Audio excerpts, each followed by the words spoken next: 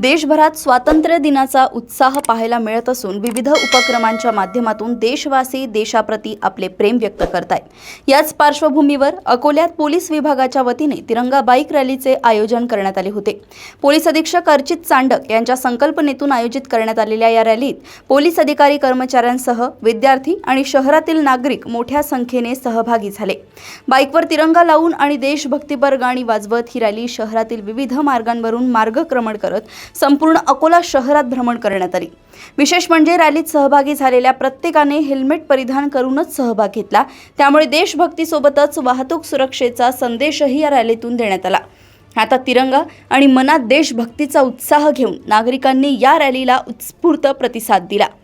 अकोला येथून camera person Shivam Patharkar सोबत शंतनू राऊत यांची रिपोर्ट।